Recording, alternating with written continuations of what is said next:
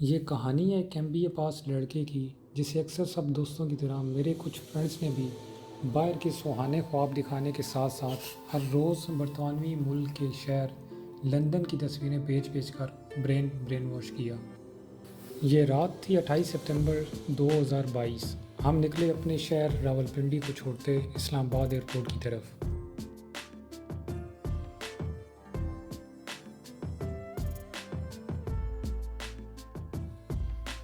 इस सफ़र में मैं अकेला तो नहीं था, क्योंकि इस नई ज़िंदगी के आगाज़ में मेरे साथ मेरी वाइफ भी शामिल थी, जिसका एडमिशन करवाया गया और मैं साथ डिपेंडेंट वीज़े पर। मेरे साथ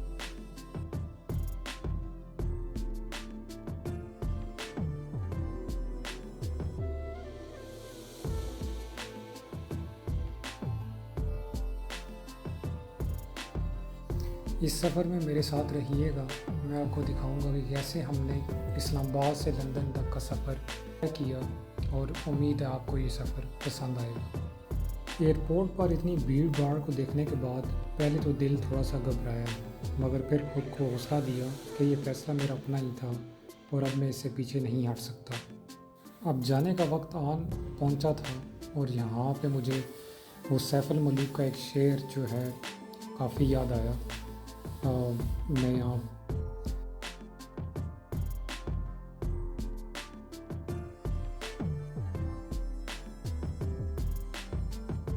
जाने का वक्त आन पहुंचा था, और उन लम्हात में मुझे सैफ अल मलूक का एक शेर बार बार याद आ रहा था, जो कि था, लै ओ यार हवाले रब दे ते मिले जांदी वारी, इस मिलने नू याद कर कर रोवेंगा उमरा सारी। और एयरपोर्ट पर हमें हमारे कज़न की काफ़ी मदद हासिल हुई, जिनकी वजह से हमें सिर्फ वैलिड टिकट दिखाने के लिए इतनी बड़ी भीड़ में खड़ा नहीं होना पड़ा, और हम जो है जल्दी से टिकट्स दिखाते हुए अपने बैग चेक करवाते हुए बोर्डिंग पास कलेक्ट करने की तरफ निकल पड़े। बोर्डिंग टिकट्स कलेक्ट करते हुए जब हमारा बैग वेट हुआ, तो हमें पता चला कि हमारा जो है एक बैग में 2 kg का वज़न ज़्यादा है। तो 2 kg का वेट अब हमें निकाल के अपने छोटे बैग में डालना था, और हमारे जो बड़े बैगेजेस थे वो प्रॉपर रैप हो चुके थे, और हमें दोबारा से वो खोल कर उनसे सामान निकाल के छोटे बैग्स में डालना पड़ा। बोर्डिंग पास कलेक्ट करते हुए जब हमने अपना बोर्डिंग पास कलेक्ट करते हुए जब हमें अपना बैगेजेस बोर्डिंग पास कलेक्ट करते हुए जब हमें अपने बैगेजेस वेट मशीन पर रखने के लिए कहा गया, तो पता चला कि हमारे एक बैग में 2 kg का वेट ज़्यादा है, जो कि हमें 30 kg अलाउ था, और हमारा वेट जो आ रहा था वो 32 kg आ रहा था।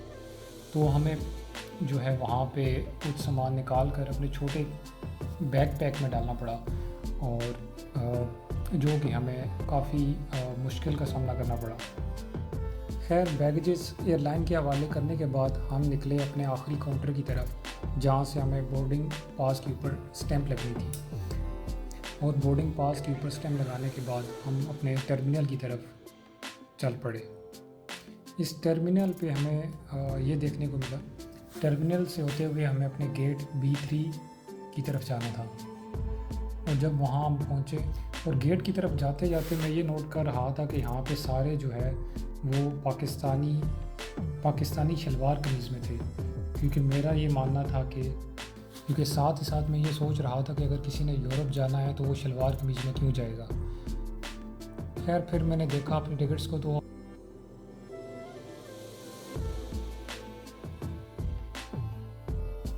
फिर मुझे रियलाइज़ हुआ कि जो हमारी कनेक्टिंग फ़्लाइट है वो अबू धाबी की है, तो ज़्यादातर लोग अबू धाबी उतर जाएंगे। खैर पहुंचा था। खैर, काफ़ी देर इंतज़ार के बाद हमारा जहाज़ आ चुका था, और हम अपने जहाज़ में नहाने के लिए जा रहे थे। कोरोना ऑलमोस्ट ख़त्म हो चुका था, लेकिन फिर भी ये लोग मास्क पहनने को कह रहे थे। हमारी ऑन बोर्डिंग हुई और हमें अपनी सीट पे बिठा दिया गया। बोर्डिंग टिकट्स कलेक्ट करते हुए हमने टिकट वाले भाई से रिक्वेस्ट की थी कि अगर हमें विंडो सीट मिल जाए, मगर उन्होंने कहा विंडो सीट तो नहीं है, लेकिन आपको एक अच्छी सीट हम दे रहे हैं। और वो अच्छी सीट इमरजेंसी सीट वाली थी, एटलीस्ट हमें हमारी टांगें लंबी करने का मौका जो है वो मिल गया और हमारा सफ़र काफ़ी अच्छा रहा दुबई तक।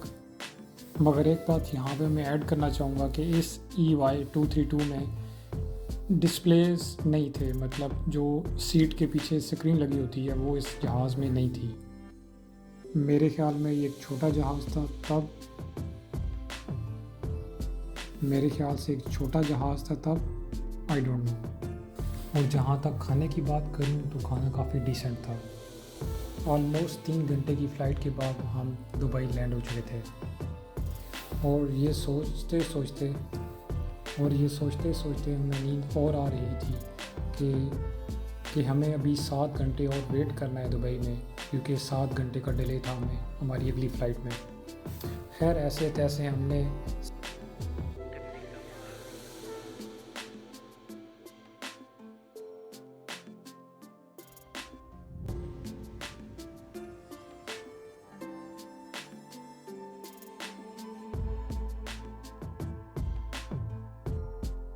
खैर ऐसे तैसे करके हमने 7 घंटे अबू धाबी एयरपोर्ट पे निकाले और हमारा जो जहाज़ इतिहाद EY9 था वो आन पहुंचा था।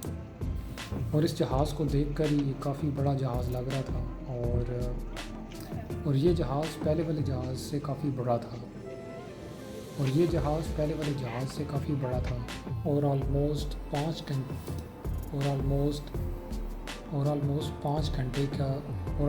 5 घंटे का सफ़र तय करते हुए हम लंदन हीथ्रो एयरपोर्ट पर उतर गए।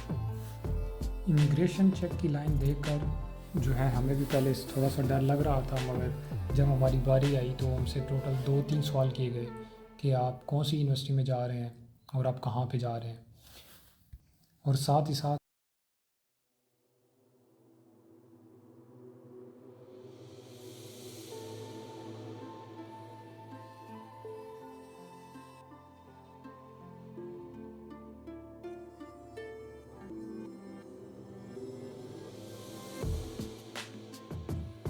में अपने अजीज़ हावर भाई के राब्ते में था जो कि हमें लेने आ रहे थे हीथ्रो एयरपोर्ट पर। ये थी हमारी ओवरऑल जर्नी।